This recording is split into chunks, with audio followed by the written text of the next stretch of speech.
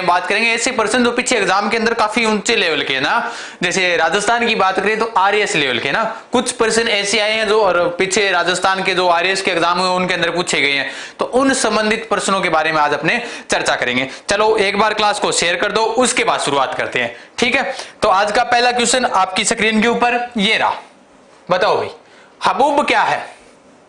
Haboob, देखो haboob के बारे में बात करते हैं ना। हबूब क्या है भाई? हबूब ये रहा। हबूब क्या है? हबूब ऑप्शन 1 कुंवर जी का घोड़ा, 2 नंबर खूंटा फिराई, 3 नंबर लागबाग, 4 नंबर जकात। बताओ भाई जल्दी से हबूब क्या है, जल्दी से, ठीक है बताओ क्या है हबूब। हाँ, बीएसटीसी के एक और विशेष सूचना, बीएसटीसी के एडमिट कार्ड आ गए हैं, ठीक है ना, जारी कर दिए गए हैं। बिल्कुल, जो विद्यार्थियों को कमेंट आ रहे हैं बीएसटीसी से संबंधित, तो वो भी ध्यान रखना, आ गए हैं, ठीक है।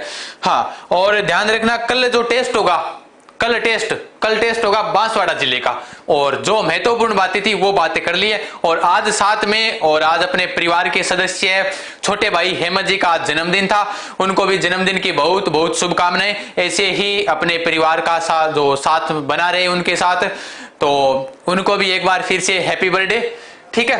तो बताओ भाई पहले क्वेश्चन का उत्तर आना शुरू हो गया क्या? बताओ जल्दी से। हाँ ठीक है, 1 नंबर खूंटा फिराई, ये बता रहे हैं ना, खूंटा फिराई। ये देखो हबूब, लागबाग, जकात। देखो मैं बात करता हूं हबूब के बारे में। हबूब क्या है?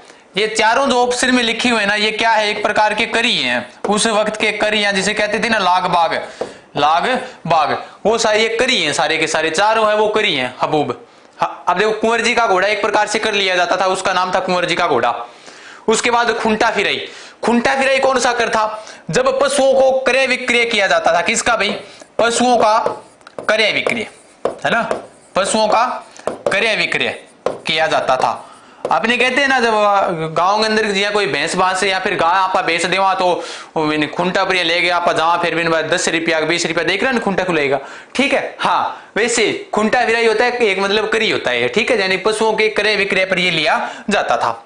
उसके बाद जकात, जकात क्या है? ध्यान रखना, बीकानेर रियासत थी ना, बीकानेर रियासत। अब बीकानेर रियासत के अंदर क्या था? जब कोई बीकानेर रियासत से संबंधित ये सीमा शुल्क का कर था, बीकानेर रियासत से, ठीक है, ध्यान रखना, बीकानेर रियासत से संबंधित जो सीमा शुल्क का कर लिया जाता था वो क्या था? जकात था, यानी सीमा शुल्क। ध्यान रखना, सीमा शुल्क लिया जाता था, ठीक है, ध्यान रखना। अब ये बन गया हबूब वाला। हबूब क्या होती है? एक प्रकार की लागबाग, यानी एक क्या है? कर है। ध्यान रखना, क्या है भाई? एक कर है, ध्यान रखना, ठीक है। हाँ, अब देखो मैं हबूब के बारे में बात करता हूं, तो ये कैसा कर था? हबूब वाला जो कर था वो कर कैसा था? देखो, तो इसे ध्यान रखना दोस्तों, राज्य में जब ज्यादा खर्चा लगता था ना, राज्य में ज्यादा खर्चा होने पर, यानी जैसे कोई मेहमान आ गए या फिर कुछ और हो गए, या फिर राजा महाराजाओं ने 1-2 पैक लगा लिए हूं, तो खर्चा तो ज्यादा नहीं है, ठीक है। हाँ, तो उस वक्त वो एक्स्ट्रा खर्चा होता था ना, वो एक हबूब कर के अंदर आता था। जब राज्य के अंदर जब अलग से कर लिया जाता था, वो हबूब के अंतर्गत आता था, ध्यान रखना, ठीक है। तो ये हबूब क्या है? एक प्रकार का लागबाग कर था। और अगर इसकी व्याख्या अगर हमें पूछ ले, तो राज्य में जो ऊपर से जो ज्यादा खर्चा आता था ना, ज्यादा खर्चा आने के बाद जो कर लिया जाता था वो कर कौन सा था? हबूब कर था, ठीक है, ध्यान रखना। तो ये जकात हो गया, कुंवर जी का घोड़ा, खूंटा फिराई, ठीक है, पशुओं पर क्रय विक्रय पर ये कर लिया जाता था। इसका सही उत्तर हो जाएगा, वो सही उत्तर कौन सा होगा? तो ध्यान रखना, इसका सही उत्तर हो जाएगा लागबाग हो जाएगा, ठीक है। हाँ, नेक्स्ट क्वेश्चन बताओ भाई, नेक्स्ट क्वेश्चन। राजस्थान में सर्वप्रथम राजसी शासक वर्ग के लिए पृथक शिक्षा संस्थान की आवश्यकता पर बल किसने दिया था? ठीक है, किसने दिया था? और मैंने आगे लिख दिया, इसके आगे छोटा सा नाम देख लो। उसके अंदर ये पूछा गया है, 2016 में पूछा गया था ये प्रश्न कि राजस्थान में सर्वप्रथम राजसी शासन वर्ग के लिए पृथक शिक्षा संस्थान की आवश्यकता पर बल किसने दिया था? किसने दिया था भाई? बताओ जल्दी से, है ना। लाइव कम हो आज, क्या बात, सो गए क्या सभी आज? बताओ बताओ बताओ, जल्दी बताओ।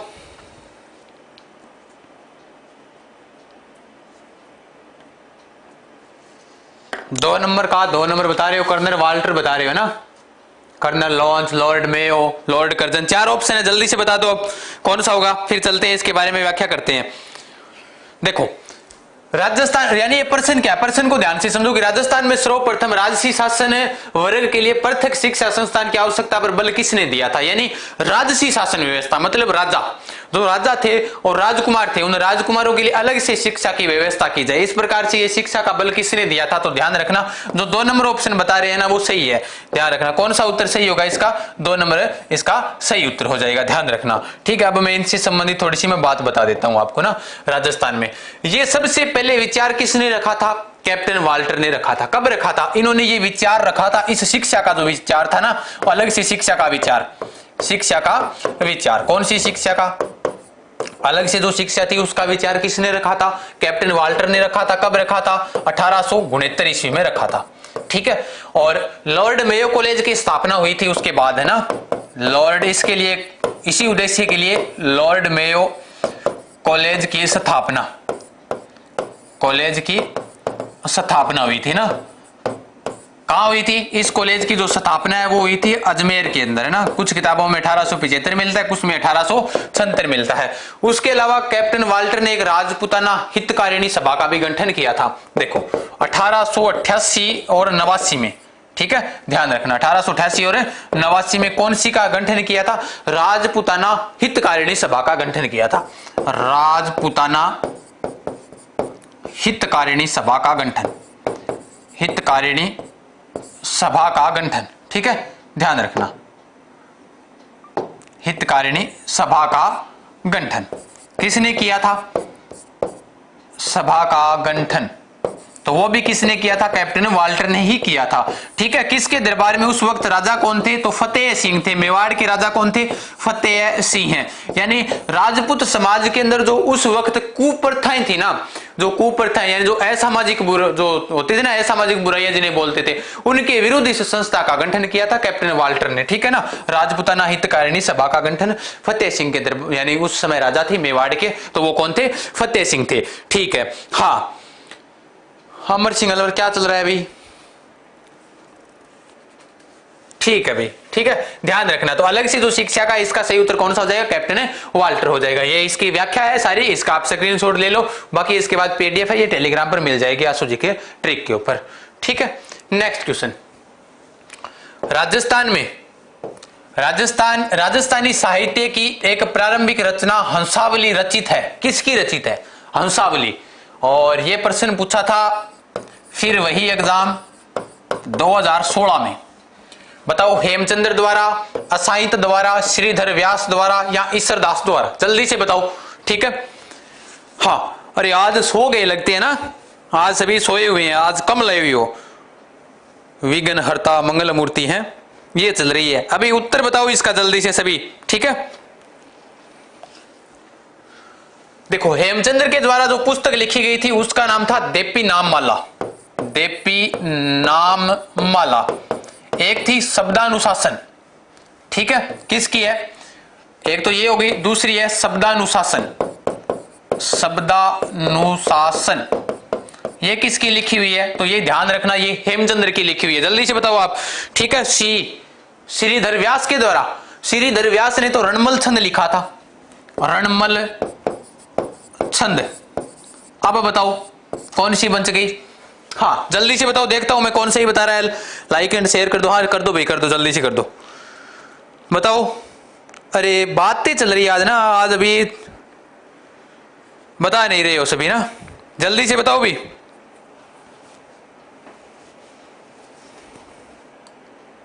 नहीं आ रहा है उत्तर, नहीं आ रहा है। सी बता रहा है कोई, बी बता रहा है ना। देखो इसका सही उत्तर होगा असाहित द्वारा लिखी हुई है। ये एक प्रारंभिक रचना है ना हंसावली, ये किसके द्वारा लिखी हुई है, असाहित द्वारा लिखी हुई है, ध्यान रखना इसे। ठीक है ना, किसका इसका सही उत्तर होगा, असाहित द्वारा। अगर आपको पूछ ले हेमचंद्र द्वारा, एक हेमचंद्र सूरी भी है ना, हाँ तो देपी नाम माला हेमचंद्र के द्वारा लिखी हुई है, शब्दानुशासन भी हेमचंद्र के द्वारा लिखी हुई है, श्रीधर व्यास की जो है वो रणमल छंद है, और ईश्वरदास की है हाला झालारी कुंडलिया। कौन सी है, हाला झालारी कुंडलिया। लिख देता हूं मैं यहां पर, और ये भी लिख लेना, हाला झालारी कुंडलिया। हाला झालारी कुंडलिया किसकी है भाई, तो ध्यान रखना प्यारे मित्रों, वो है ईश्वरदास की लिखी हुई है। ठीक है, इसका सही उत्तर कौन सा हो जाएगा? असाहित्य द्वारा इसका सही उत्तर हो जाएगा। ठीक है, ध्यान रखना। तो इसको मैं थोड़ा टिक कर देता हूं सही से, ये इसका सही उत्तर है। ठीक है, ध्यान रखना। तो ये हो गया। नेक्स्ट क्वेश्चन, राजस्थान की किस झील को रामसर आर्द्र भूमि की सूची में सम्मिलित किया गया है? बताओ जल्दी से, कौन सी झील को किया गया है? जयसमंद झील, आना सागर झील, राजसमंद झील या सांबर झील? कौन सी झील को किया गया है? राजस्थान की किस झील को? ये भी आरएस के अंदर पूछा हुआ है, ध्यान रखना, 2016 वाले एग्जाम है ये भी। ठीक है, कौन सी झील को रामसर आर्द्र भूमि में सम्मिलित किया गया है? जल्दी से बताओ। हाँ, राम राम सभी सभी को बताओ जल्दी से। 4 नंबर बता रहे हो सभी, है ना? सांबर झील को, बिल्कुल सही बात है सभी की, सभी का सही उत्तर आ रहा है। सांबर झील को सम्मिलित किया गया है। कौन सी झील को किया गया है? सांबर झील को। देखो, मैं इन झीलों से संबंधित थोड़ी सी बातें करते हैं अपने। मैं बात करूं जयसमंद झील, जयसिंह ने निर्माण करवाया था, मेवाड़ के महाराणा जयसिंह। किसके द्वारा बनवाया गया था इसे? जयसिंह द्वारा निर्मित। ठीक है, इनका जयसिंह का जो राज्याभिषेक है वो कुरंजा गांव राजसमंद के अंदर हुआ था। गोमती नदी के जल को रोककर जयसमंद झील का निर्माण किया गया था। आना सागर झील अर्णोराज के द्वारा, अर्णोराज जी के द्वारा। ये कहां की है अर्णोराज जी? ये अजमेर के राजा थे अर्णोराज जी, है ना, आना जी, जिन्होंने चंद्रा नदी के जल को रोककर इस झील का निर्माण करवाया था। तुर्कों के खून से रंगी धरती को साफ करने के लिए इस झील का निर्माण करवाया था। इसे कहा जाता है मुसलमानों की गंगा भी कहा जाता है। ठीक है, राजसमंद झील राज सिंह ने निर्माण करवाया था। किसने भाई? राज सिंह ने निर्माण करवाया था, अकाल राहत कार्य के दौरान करवाया था। ठीक है, ध्यान रखना, राज सिंह ने निर्माण करवाया था गोमती नदी के जल को रोककर। उसके बाद बन गई सांबर झील। सांबर झील को एक सम्मेलन के अंदर रामसर आर्द्र भूमि सूची में शामिल किया गया था। और रामसर जो दिवस मनाया जाता है ना, ये रामसर जो दिवस मनाया जाता है वो 2 फरवरी को मनाया जाता है। यानी ये क्या है कि जो सांबर झील से संबंधित अगर मैं बात करूं कि यहाँ पर जो किसी को नुकसान न हो, इस झील को नुकसान न हो। और आपको पता ही है राजस्थान की सर्वाधिक जो नमक देने वाली झील है वो भी कौन सी है? सांबर झील है। और इस झील का निर्माण अगर आपको पूछ ले तो वासुदेव चौहान ने करवाया था। किसने करवाया था? वासुदेव चौहान ने करवाया था। वासुदेव चौहान, चौहान वंश के संस्थापक है ना। 551 ईस्वी के अंदर नींव रखी थी ना चौहानों की। और उसके बाद इस झील का जो वर्णन मिलता है कि वासुदेव चौहान ने करवाया था, वो किस शिलालेख में मिलता है? बिजोलिया शिलालेख के अंदर इसका वर्णन मिलता है, जो गुणभद्र के द्वारा लिखा हुआ था। और राजस्थान के जितने भी जो आज वर्तमान में नगर है और लगभग नगरों के जो प्राचीन नाम है ना, प्राचीन नाम, वो भी किस शिलालेख में मिलेंगे? आपको बिजोलिया शिलालेख के अंदर मिलेंगे, ध्यान रखना। तो राजस्थान की किस झील को रामसर आर्द्र भूमि की सूची में सम्मिलित किया था? तो ध्यान रखना दोस्तों, कौन सी झील है? सांबर झील है। ठीक है, इसका सही उत्तर कौन सा हो जाएगा? सांबर हो जाएगा। ठीक है, इसको मैं अलग कलर से कर देता हूं थोड़ा, सांबर झील इसका सही उत्तर हो जाएगा। ठीक है, हाँ, अब देख लेता हूं आपके कमेंट। 551 ईस्वी वासुदेव चौहान, बिल्कुल सही है जी सर। ठीक है, बहुत बढ़िया बात, बिजोलिया लिख रहे हो, बड़ी अच्छी बात है। नेक्स्ट क्वेश्चन बताओ भाई, जनकपुरा और सरवाड़ खाने किस खनिज के उत्पादन के लिए जानी जाती है? जनकपुरा और सरवाड़ खाने। ठीक है, मैं जनकपुरा खान की मैं बात करूं तो ये जनकपुरा है टोंक में। कहां है? टोंक में। सरवाड़ की मैं बात करूं तो सरवाड़ कहां है? अजमेर में। अब बताओ भाई, किस खान के लिए उत्पादन के लिए जानी जाती है? पन्ना, तांबड़ा, पाइराइट, चांदी। पाइराइट कहां निकलता है? पाइराइट की बात करें सिक्कर के अंदर निकलता है ना पाइराइट।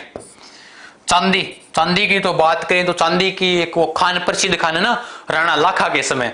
लाखा, लाखा को याद करते याद आती है ना वो बातें, वो हंसाबाई वाली। तो चांदी की खान आपको पता ही है, उदयपुर के अंदर एक खान है प्रसिद्ध खान, जावर की खान, है ना, चांदी की खान है। और उस समय भी लाखा ने इस चांदी निकाली थी। और जो मेवाड़ के अंदर जो तुर्कों ने जो मंदिरों को ध्वस्त किया हुआ था, पहले उन मंदिरों का पुनर्निर्माण भी राणा लाखा के समय हुआ था। ठीक है, अब बन गए तांबड़ा और पन्ना। बताओ, 2 उत्तर और बंची में आपके सामने, जल्दी बताओ। तांबड़ा, तांबड़ा, तांबड़ा, सभी के उत्तर आ रहे हैं। तांबड़ा, तांबड़ा ना, बी बता रहे हो ना?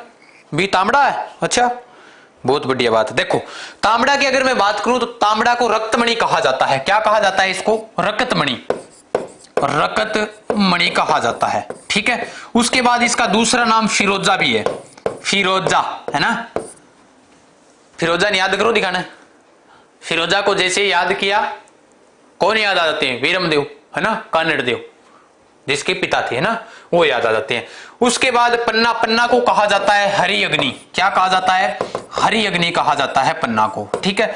तो ये जो जनकपुरा और जो सरवाड़ की खान है ना, जनकपुरा कहाँ है? टोंक में। सरवाड़ की खान कहाँ है? अजमेर के अंदर। वो खान किसके लिए प्रसिद्ध है? तो ध्यान रखना, वो खाने तांबड़ा के लिए प्रसिद्ध है, ठीक है ना, ध्यान रखना। इसका सही उत्तर कौन सा होगा? तांबड़ा होगा, ठीक है, तांबड़ा इसका सही उत्तर हो जाएगा, ठीक है। तो पन्ना को हरि अग्नि कहा जाता है, तांबड़ा, तांबड़ा को रक्तमणि कहा जाता है, फिरोजा कहा जाता है, पायराइट सीकर के अंदर निकलता है, चांदी जावर की खान आपको पता ही होगा, राणा लाखा के समय चांदी की खान कौन सी है? जावर की खान कहां पर है? उदयपुर के अंदर, उदयपुर, ठीक है, ध्यान रखना। हो गया बिल्कुल। अब देख लेता हूं आप सभी के क्या लिख रहे हो आप। तांबड़ा टाबर ट्रैक्टर लेके चांदी भर के लाते हैं, क्या लिख रहे हो भाई? ब्लॉक होना चाहते हो क्या? पढ़ाई के समय पढ़ाई करो। अरे इतनी रात को जाग ही रहे हो तो कम से कम पढ़ाई के उद्देश्य तो जागो, है ना, कम से कम पढ़ो जी। गुरुजी सही है, बहुत अच्छी बात है भाई। चलो नेक्स्ट क्वेश्चन ये लो। नया सवेरा है तब जागो तभी सवेरा, है ना। चाहिए अभी आप नींद में उठकर जागे और क्लास को देख रहे हो तभी आपका ये सवेरा है। तो नया सवेरा क्या है? ये आरएस के अंदर पूछा था ना, उस वक्त की ये तात्कालीन घटना थी। नया सवेरा 2016 में पूछा हुआ है। नया सवेरा क्या है? डोडा पोस्ट से पूर्ण नशा मुक्ति कार्यक्रम। डोडा पोस्ट, है ना, हाँ ध्यान रखना। तंबाकू से पूर्ण नशा मुक्ति कार्यक्रम। तंबाकू जया हुक्को है, बीड़ी है, सिगरेट है ना, तंबाकू आ जाती है ना उसमें। और उसके अलावा अगर बात करें वो वर्तमान में मिराज है, गणेश है ना, वो तंबाकू के अंदर ही आती है। बालिकाओं की शिक्षा के लिए कार्यक्रम है, 1 व 2 दोनों। बताओ कौन सा है? नया सवेरा। मैं बताता हूं नया सवेरा ये राजस्थान सरकार ने चलाया था। कब चलाया था? और राजस्थान सरकार द्वारा 2015 में चलाया गया था इसे। कब चलाया? 2015 में चलाया, ठीक है। ये एक गैर सरकारी संगठन है नया सवेरा। उसके अंदर जब इसे चलाया गया था तो उस वक्त इसके अंदर 17 जिले शामिल थे। कितने जिले शामिल थे? राजस्थान के 17 जिले शामिल थे। क्यों भाई, बाकी ने क्या कर दिया था? लेकिन ध्यान रखना 17 जिले शामिल थे। नया सवेरा। अब मैं आपके उत्तर देख लेता हूं ना सभी के। हाँ 300 जाग रहे हो अभी ना, अभी जितने हुए नहीं उतने जितने होने चाहिए थे। डोडा पोस्ट, मिराज, ठीक है भाई, हैं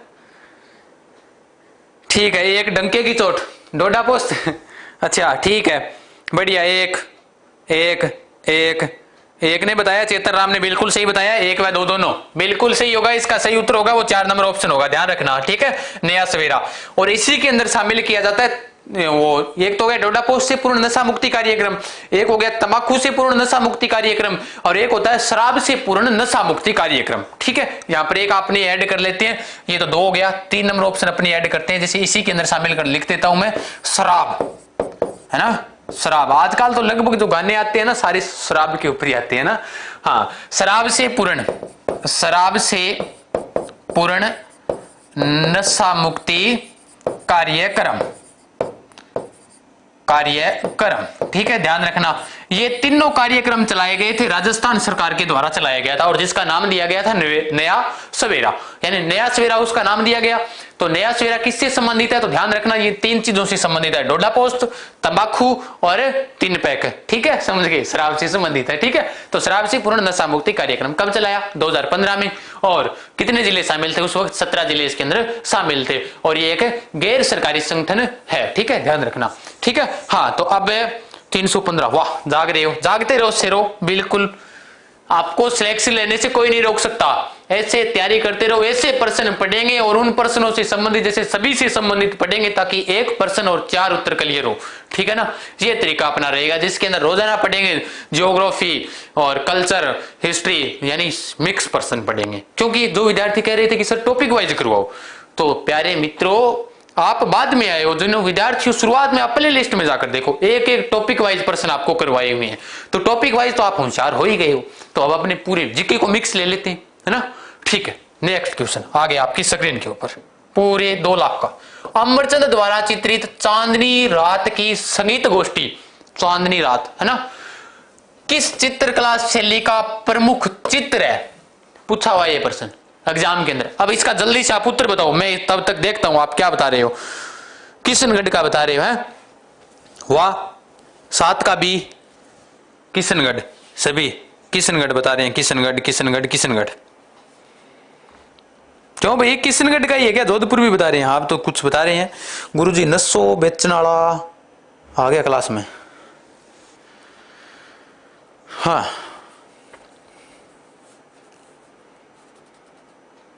ठीक है भाई, गुरुजी तो सही कह है, थाने गलत लागती होगी।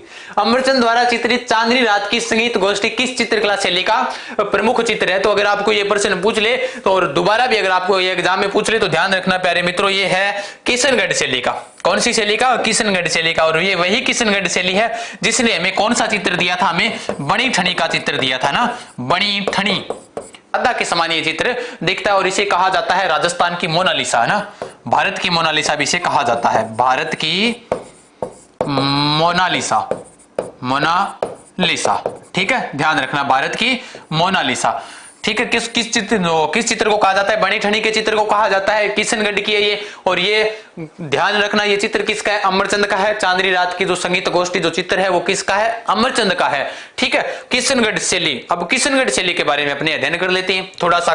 किशनगढ़ शैली है वो नागरीदास यानी सावंत सिंह समय, नागरीदास, जिसका दूसरा नाम हमें क्या मिलता है? सावंत सिंह। सावंत सिंह का समय किशनगढ़ शैली का चित्रकला की दृष्टि से क्या था? स्वर्ण काल था। ठीक है, प्रमुख चित्रकार अगर आपको पूछ ले, प्रमुख चित्रकार था, तो प्रमुख चित्रकार आपको पता ही होगा, चित्रकार कौन था? प्रमुख चित्रकार। तो प्रमुख चित्रकार की बात करें, कौन थे प्रमुख चित्रकार? बताओ जल्दी से। मोर ध्वज निहाल चंद थे। कौन थे? बिल्कुल सही बताया, मोर ध्वज निहाल चंद, निहाल चंद। कौन सी से लेके? किशनगढ़ से लेके, ध्यान रखना। ठीक है, अब बात करें जोधपुर शैली की, बात आ गई तो जोधपुर शैली से संबंधित मैं बात बताऊं आपको, तो आप नोट करो। जोधपुर शैली से बात करते हैं। जोधपुर के अंदर जो जसवंत सिंह थे ना, महाराव जसवंत सिंह, है ना, राव जसवंत सिंह, जसवंत सिंह। तो जसवंत सिंह का काल स्वर्ण काल माना जाता है जोधपुर चित्रकला की दृष्टि से। ठीक है, बीकानेर के अंदर मैं बात करूं तो बीकानेर के जो राजा थे उनका नाम था अनूप सिंह, अनूप सिंह।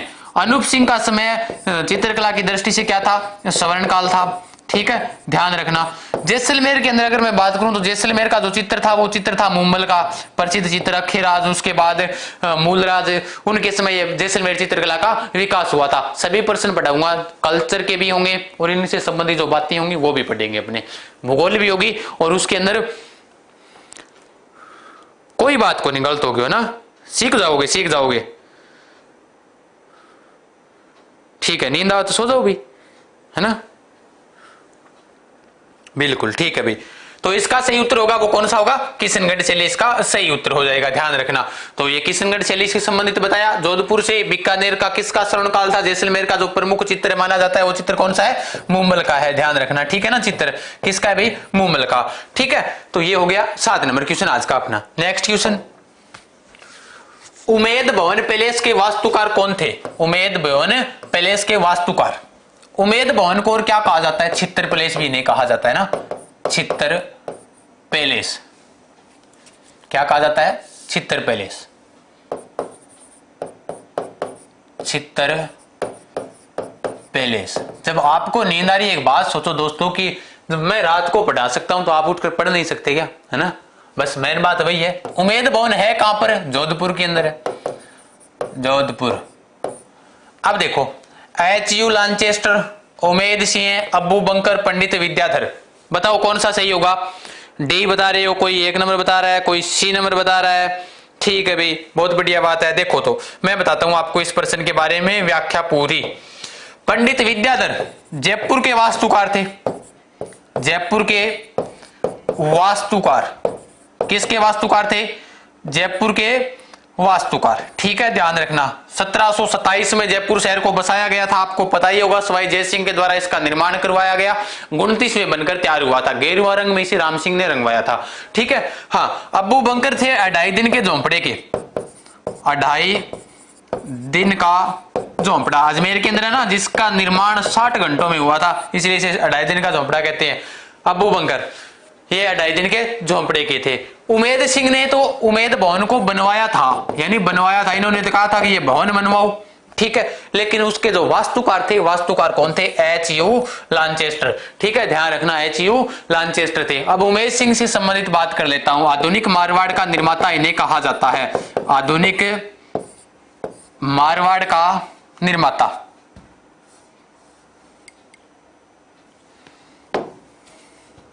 एक मिनट, आधुनिक मारवाड़ का निर्माता, मारवाड़ का निर्माता किन्हें कहा जाता है? उमेद सिंह को कहा जाता है आधुनिक मारवाड़ का निर्माता। सुमेरपुर पाली के अंदर एक बांध का भी निर्माण इन्होंने करवाया था, उमेद सिंह ने, ठीक है। उमेद सिंह है जिन्होंने एक उमेद भवन का निर्माण भी करवाया था, जिसको चित्र प्लेस कहा जाता है। ये 1929 में बनवाया था इन्होंने ना, 1929 में इनका निर्माण करवाना शुरू किया था इन्होंने, ठीक है। तो उमेद भवन कहाँ है? उमेद भवन जोधपुर के अंदर है, और इसके वास्तुकार कौन थे? तो एच.यू. लांचेस्टर थे। इसका सही उत्तर हो जाएगा, बिल्कुल सही है भाई, आप सभी का सही उत्तर आ रहा है। सारों को गलत है, सारा कोई गलत है क्या? अब सारा बता दियो नहीं सही, ठीक है, बहुत बढ़िया बात है। चलो नेक्स्ट क्वेश्चन ये लो, दामन करड़ी मुराद क्या है ना? बड़ा शानदार प्रश्न आया है। दामन एक हुआ था ना, दामन नीचे पैरी जुती ना, हाँ, आज प्रश्न आया दामन करड़ी, करड़ी मुराद क्या है? क्या है भाई बताओ? महिलाओं के आभूषण, लोकगीत, प्रमुख घास, दुर्ग की बुर्जों के नाम, ठीक है। अब आपको बताना है, बताओ भाई जल्दी से बताओ। 3 नंबर बता रहे हो, कोई सी बता रहा है, कोई बी बता रहा है ना, सी 3, अच्छा एक ही है ये तो, हो गया, ठीक है। बताओ बताओ बताओ, जल्दी जल्दी बता दो सभी, जल्दी जल्दी, ठीक है। पश्चिम मरुस्थल में घास, अच्छा ठीक है। देखो ये दामन है, और ये देखो दामन है, ये सेवन है, लिल्लड़ है, ये सारी क्या है? घास है। यानी पश्चिम मरुस्थल जो राजस्थान है ना, पश्चिम राजस्थान मरुस्थल के अंदर ये घास है। एक इसके अंदर सेवन घास भी शामिल है। कौन सी घास? सेवन घास, जो पौष्टिक घास होती है ना, सेवन घास। गोडावण की प्रजनन स्थली होती है ना ये सेवन घास, जो प्रमुख घास होती है गोडावण की, राज्य पक्षी गोडावण की, है ना। तो ये क्या है? महिलाओं के आभूषण नहीं है। यहाँ पर आपने दामन दामन लिखा हुआ है, तो दामन एक वो दामन है ना, तो दामन और दामन में अंतर है, ठीक है। तो आभूषण नहीं है, लोकगीत नहीं है, ये क्या है? प्रमुख घास है, राजस्थान की प्रमुख घास है। अब देखो ये जो सेवन घास वाला जो मैदान है ना, ये एक क्या है भाई, जिसको लाठी सीरीज के नाम से जाना जाता है, उसी प्रदेश के अंदर ये घास पाई जाती है। कौन सा क्षेत्र होता है? ये लाठी सीरीज क्षेत्र में पाई जाती है ना, लाठी सीरीज क्षेत्र, लाठी सीरीज क्षेत्र। हाँ, मोहनगढ़ से पोखरण तक, कहां से कहां तक? मोहनगढ़ से पोखरण तक इसका विस्तार है ना। पोखरण कहाँ है? ये मोहनगढ़ से पोखरण तक, यानी जैसलमेर तक इसका क्या है? विस्तार है। किस कौन सी जो किसका? लाठी सीरीज क्षेत्र का। ये क्या है? एक भूगर्भीय जलपट्टी है, वहीं पर ये पौष्टिक घासें उगती है, ठीक है ना, ध्यान रखना। अब देखो लाठी सीरीज क्षेत्र मोहनगढ़ से पोखरण तक है, ठीक है, और वहीं पर कौन सी होती है? सेवन घास। सेवन घास को स्थानीय भाषा में क्या कहा जाता है? लिलोण घास कहा जाता है, ये नोट करना। सेवन घास को स्थानीय भाषा में क्या कहा जाता है? लिलोण घास कहा जाता है ना, लिलोण घास। क्या कहा जाता है भाई? लिलोण घास कहा जाता है। और मरुस्थल के अंदर जो लाठी सीरीज क्षेत्र है ना, उसको ओएसिस या नकली स्थान कहा जाता है। क्या कहा जाता है? ओएसिस या नकली स्थान कहा जाता है। कौन सी क्षेत्र को? लाठी सीरीज क्षेत्र को। कहां पर? मरुस्थल के अंदर कहा जाता है। सेवन घास का अगर आपको वनस्पति के नाम पूछ ले तो वनस्पति नाम होगा लिसिथ्रुस सिडिकुस, ठीक है। इस घास का जो वनस्पति नाम भी लिख लेना, वनस्पति नाम होता है लिसिथ्रुस सिडिकुस, ठीक है, ध्यान रखना, सिडिकुस। हो जाओ भाई, थारो प्रश्न क्लियर। तो क्या है? प्रमुख घास है, पश्चिम राजस्थान के अंदर ये पाई जाती है। मरुस्थलीय क्षेत्र के अंदर कौन से क्षेत्र में पाई जाती है? तो लाठी सीरीज क्षेत्र में। और लाठी सीरीज क्षेत्र क्या है? एक भूगर्भीय जलपट्टी है, उसी प्रदेश के अंदर ये घास पाई जाती है, पौष्टिक घास होती है, ठीक है ना, ध्यान रखना। अब देख लेता हूं आप सभी के उत्तर। हाँ, क्या लिख रहे हो सर जी? लस यू रूस है सी डी कुछ लिसिथ्रुस सुडिकुस, ठीक है ना, ध्यान रखना। नखलिस्तान, ठीक है, स्विच ऑफ हो गया, ठीक है। हाँ, इसका सही उत्तर हो जाएगा प्रमुख घास। टेक्निकल टीम ध्यान दे, थोड़ा सा मोबाइल अंदर लाकर देना एक। नेक्स्ट क्वेश्चन, कौन से वाद्य यंत्र में घोड़े की पूंछ के बालों का प्रयोग होता है? बताओ भी जल्दी से, कौन से वाद्य यंत्र में घोड़े की पूंछ के बालों का प्रयोग होता है? सारंगी या कमाइचा या संतारा या फिर रावणता? जल्दी से बताओ कौन से वाद्य यंत्र के अंदर इसका प्रयोग होता है?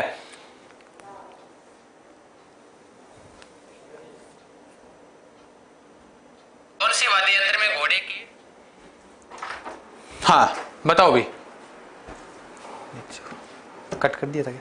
ठीक है। अच्छा, हाँ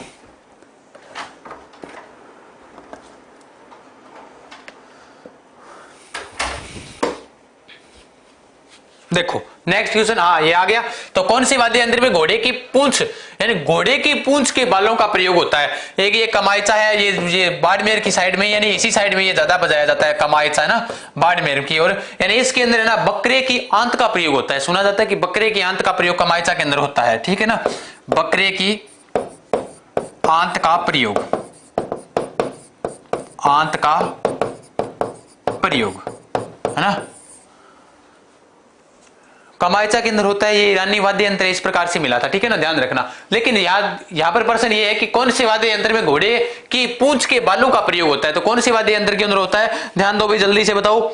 2 नंबर बता रहे हो ना, कमाइचा बता रहे हो, तो कौन सी में होता है? सारंगी के अंदर होता है। ये तंत्र वाद्य यंत्र है, ठीक है ना, ध्यान रखना, तंत्र वाद्य यंत्र कौन सा? सारंगी, ठीक है ना। और इसके अंदर वो 27 तार होते हैं। सारंगी में कितने तार होते हैं? 27 तार होते हैं, ठीक है। तंत्र वाद्य यंत्र है, इसके अंदर घोड़े की पूंछ के बालों का प्रयोग होता है। ये कौन से क्षेत्र में बजाई यानी कौन से क्षेत्र में ज्यादा मिलेगी हमें? ये बाड़मेर जैसलमेर साइड के अंदर हमें ज्यादा मिलेगी। उसके बाद में अगर बात करूं, सारंगी कितने प्रकार की होती है? सारंगी 2 प्रकार की होती है। एक तो होती है सिंधी सारंगी और एक होती है गुजराती सारंगी, है ना। एक तो कौन सी होती है? सिंधी, और एक होती है, ये तो एक पहली हो गई, दूसरी कौन सी होगी? गुजराती। ध्यान रखना, ये भी नोट कर लेना, गुजराती सारंगी होती है, ठीक है, गुजराती, ठीक है। तो सारंगी 2 प्रकार, कमाइचा और संतारा आ गया। उसके बाद संतारा ये भी इधर साइड में बजाया जाता है। रावण हत्ता की बात करें तो पापू जी के जो है ना कथावाचक होते हैं, वो जो पापू जी की जो फड़ को पढ़ते हैं ना, उस वक्त कौन से वाद्य यंत्र का प्रयोग किया जाता है? तो रावण हत्ता वाद्य यंत्र का प्रयोग किया जाता है। और राजस्थान का ये सबसे प्राचीन वाद्य यंत्र माना जाता है जो रावण हत्ता है वो, ठीक है, ध्यान रखना। लेकिन जो सारंगी है ना, सारंगी के अंदर घोड़े की पूंछ के बालों का प्रयोग होता है। ये 27 होती है, यानी इसके अंदर 27 तार होती हैं। और ये जो तंत्र वाद्य यंत्रों के अंदर ये सर्वश्रेष्ठ मानी जाती है, कौन सी? सारंगी को माना जाता है, ठीक है, तंत्र वाद्य यंत्र है। और कितने प्रकार का होता है? तो 2 प्रकार का होता है। तो ध्यान रखना, इसका जो सही उत्तर हो जाएगा वो कौन सा होगा? सारंगी इसका सही उत्तर हो जाएगा। नेक्स्ट क्वेश्चन बताओ भाई, आगे वाला क्वेश्चन रावण हत्ता है। क्या है भाई रावण हत्ता?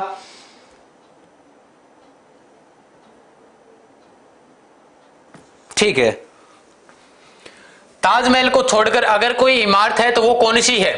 2.5 दिन का झोंपड़ा, विमल साई मंदिर, पार्श्वनाथ मंदिर या भंडदेवरा का मंदिर? बताओ जल्दी से। ताजमहल को छोड़कर अगर कोई इमारत है तो वो कौन सी है? ये बात कही तो किसने थी वो तो मैं बता देता हूं आपको, कर्नल जेम्स टोड ने कही थी। किसने कही थी? कर्नल जेम्स टोड ने कही थी। कौन सी बात भाई? कि ताजमहल को छोड़कर अगर कोई इमारत है तो वो कौन सी इमारत है? कौन सी इमारत है? बताओ जल्दी से, कौन सी इमारत है? फास्ट,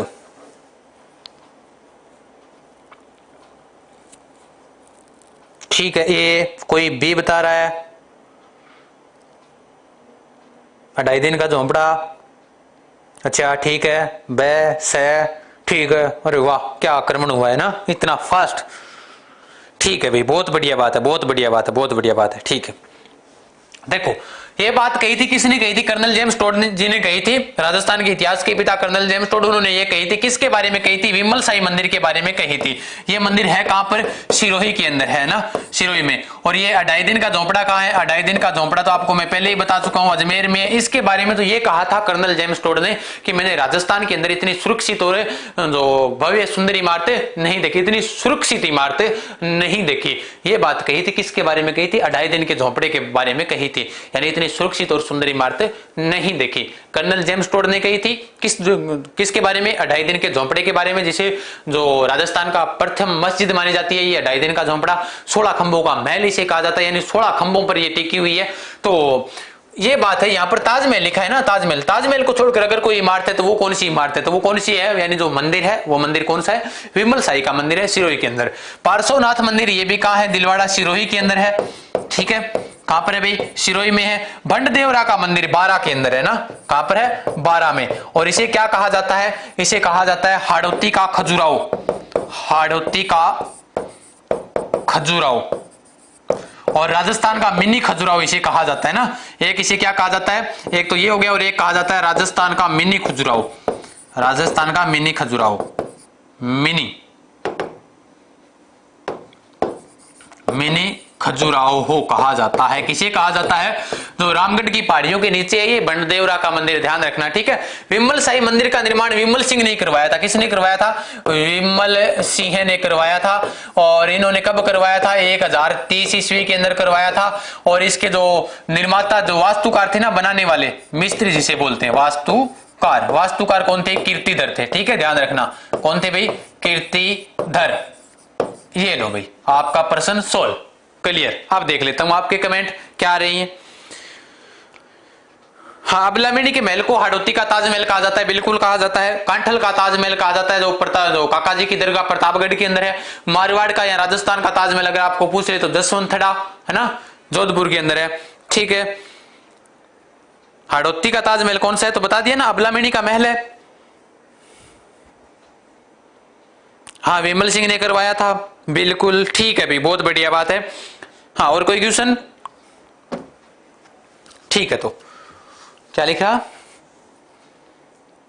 ओके, ठीक है भाई। नेक्स्ट क्वेश्चन, इसका स्क्रीनशॉट ले लिया होगा आपने ना। अब देखो, सुमेलित कीजिए।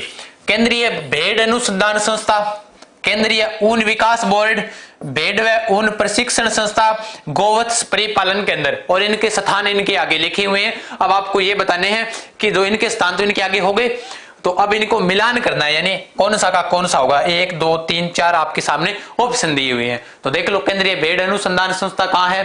केंद्रीय ऊन विकास बोर्ड कहाँ है? भेड़ व ऊन प्रशिक्षण संस्था कहाँ है? गोवत्स परिपालन केंद्र कहाँ है? बताओ भाई, है ना। आज तो लाइव कम हो ना, 3:30 ही चल रहे हो। सो गए आज ना, जल्दी सो गए, कोई बात नहीं, आज मैं क्लास को चलाता ही रहूंगा।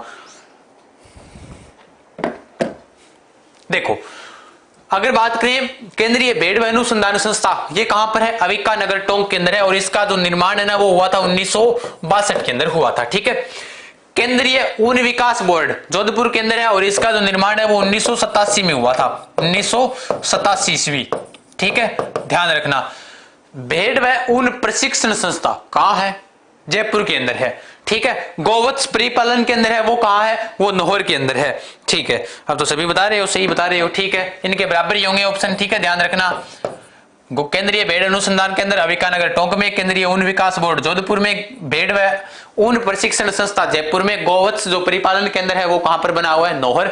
नौहर मतलब हनुमानगढ़ के अंदर है, हनुमानगढ़ बना हुआ है, LIC के पास में बना हुआ है, काफी बड़ा सारा है।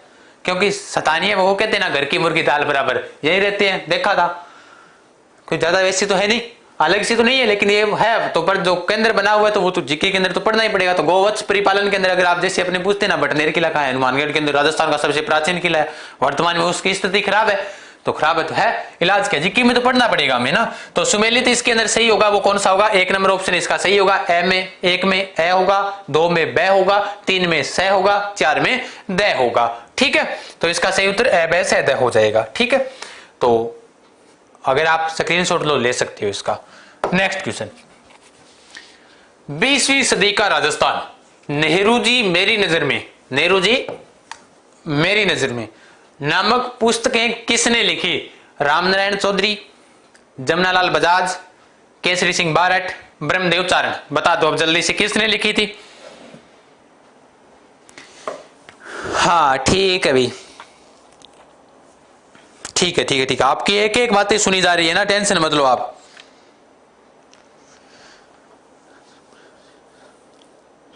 प्रेम जी सर क्लास क्यों नहीं ले तो थी आज 1-1.5 घंटे के लगभग ली थी ना बीएसटीसी वालों के लिए, वो साइकोलॉजी की क्लास।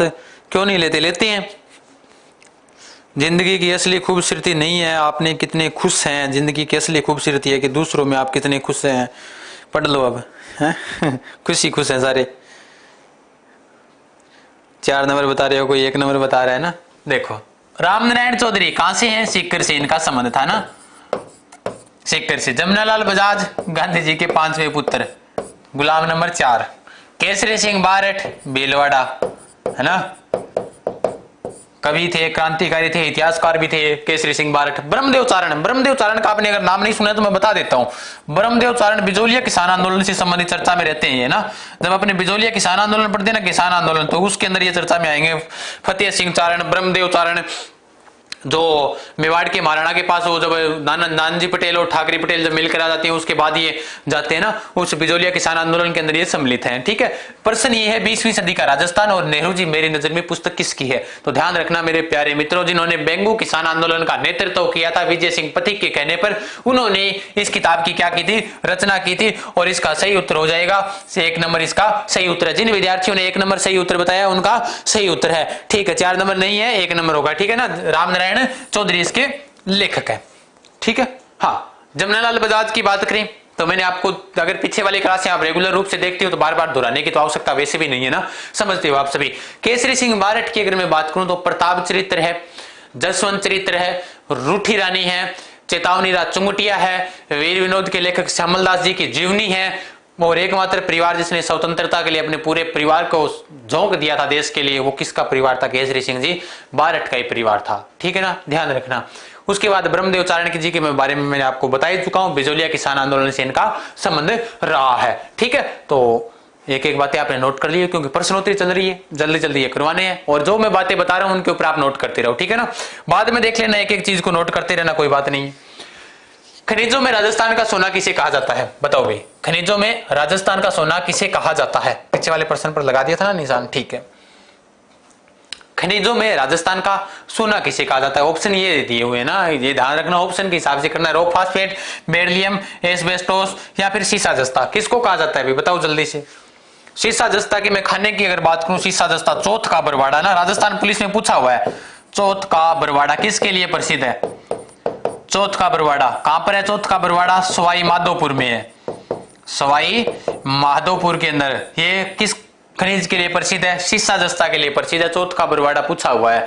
ठीक है ना, जैसे जुड़वा खनिज कहा जाता है, तो चौथ का बरवाड़ा कहां है, सवाई माधोपुर के अंदर है। एक है रामपुरा आगुचा, है ना, रामपुरा आगुचा जो खाना है वो भीलवाड़ा के अंदर है ना। ठीक है, ध्यान रखना, रामपुरा आगुचा भीलवाड़ा के अंदर खाना है किसकी, सीसा जस्ता की। और सीसा जस्ता की खाना अगर मैं बात करूं तो उदयपुर के अंदर भी है ना। और एक देबारी की खान है, देबारी के अंदर है, सीसा जस्ता की खान बताते हैं, वर्तमान में वो बंद है। ठीक है, उसके बाद एस्बेस्टोस, इसका भी सर्वाधिक उत्पादन होता है, उदयपुर के अंदर इसका उत्पादन होता है। ठीक है ना, राजस्थान में एकाधिकार है एस्बेस्टोस का।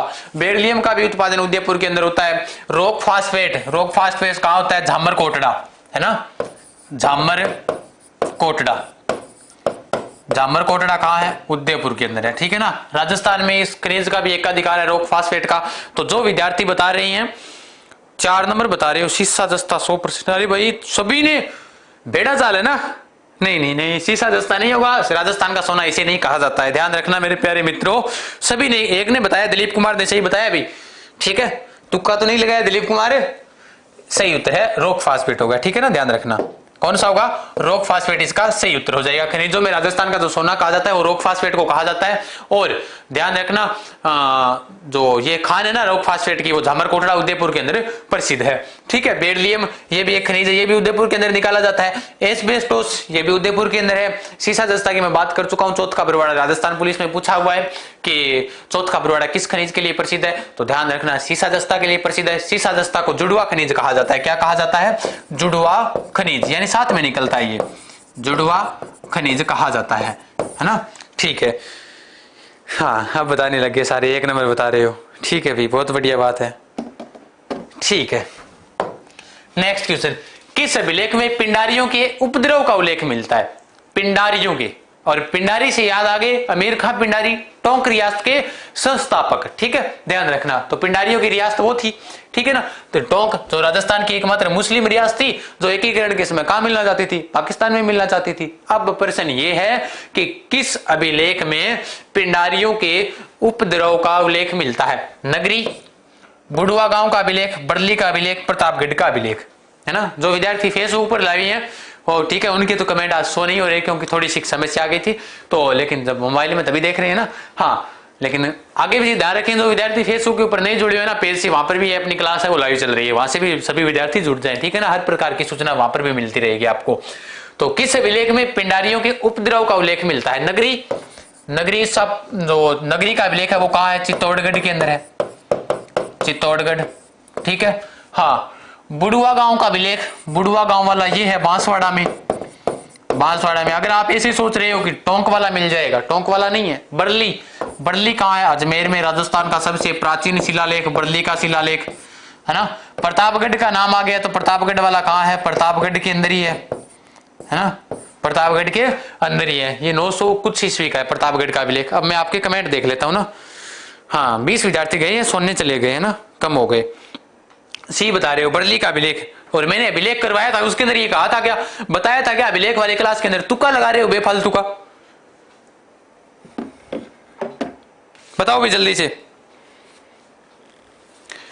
इसका सही उत्तर होगा बुढ़वा गांव का अभिलेख है, ठीक है ना। ध्यान रखना कब का है ये 1817 ईस्वी का है। तुक्के लगा रहे हो ना, ऐसे काम नहीं चलेगा भाई प्यारे मित्रों, बात ध्यान से सुनो मेरी। अभिलेख मैंने करवाए थे आपको, और ये सबसे पहले करवाया था बरली का अभिलेख, राजस्थान का सबसे प्राचीन जो अभिलेख है, 2 नंबर पर आता है ये भारत के अंदर, है ना। तो फिर भी आपका प्रश्न गलत है, मैंने उसके अंदर ये नहीं करवाया था कि बरली के अभिलेख के अंदर पिंडारियों का उपद्रव मिलता है, ठीक है ना। तो ध्यान रखा करो, पढ़ो ना, उस चीज को गौर से पढ़ा करो।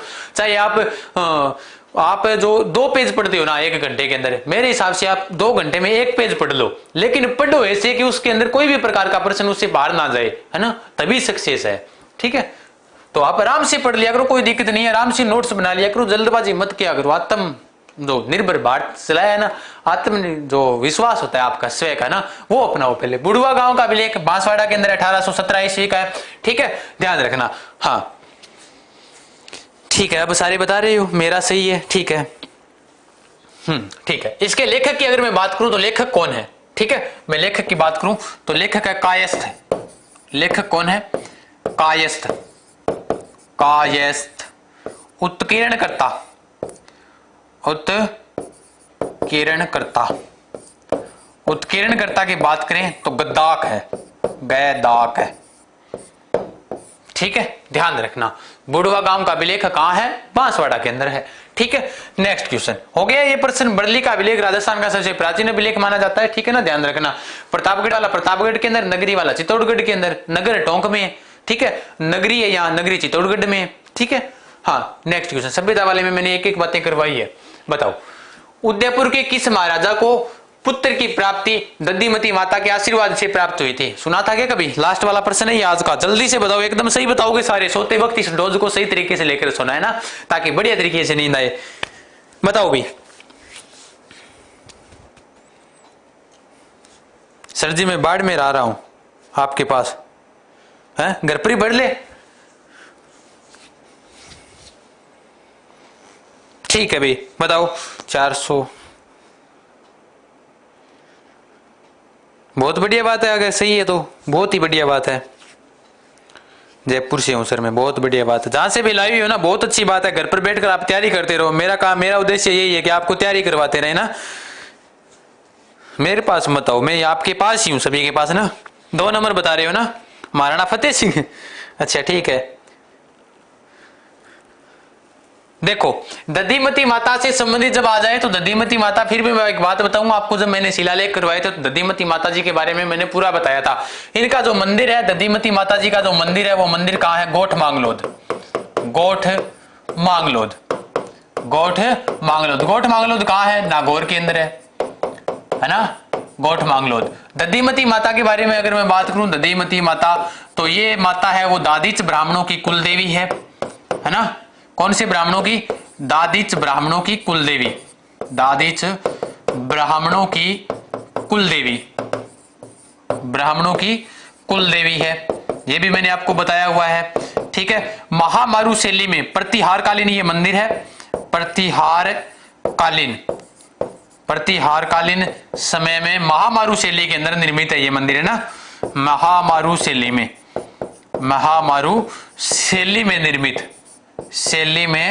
निर्मित ये मंदिर है। ठीक है, ध्यान रखना। तो कौन से महाराणा ने इन माता से आशीर्वाद लिया था पुत्र प्राप्ति के लिए? तो मैं बताना चाहूंगा, तो वो महाराणा कौन थे? महाराणा स्वरूप सिंह थे। ठीक है ना, ध्यान रखना। कौन थे भाई? महाराणा स्वरूप सिंह थे। मैं गया था सर जिप्सम मंडी, गोठ मांग लो जिप्सम के लिए परसों। बिल्कुल भाई, अधर थंबा महल, सही बात है। ठीक है भाई, बहुत बढ़िया बात। महाराणा स्वरूप सिंह 1857 की क्रांति जिनके समय हुई थी, महाराणा स्वरूप सिंह 1857 की क्रांति हुई थी और इन्होंने विजय स्तंभ का पुनर्निर्माण करवाया था। पिछोला झील का भी इन्होंने निर्माण करवाया था, इसलिए स्वरूप सागर झील भी उसे कहते हैं। और इन्होंने अपने नाम पर स्वरूप शाही सिक्के भी चलाए थे मेवाड़ के अंदर। ठीक है ना, तो ये वही मेवाड़ के महाराणा है स्वरूप सिंह। इन्होंने इन माता से आशीर्वाद लिया था, किसके लिए? पुत्र प्राप्ति के लिए इनसे आशीर्वाद लिया था। ठीक है, ध्यान रखना।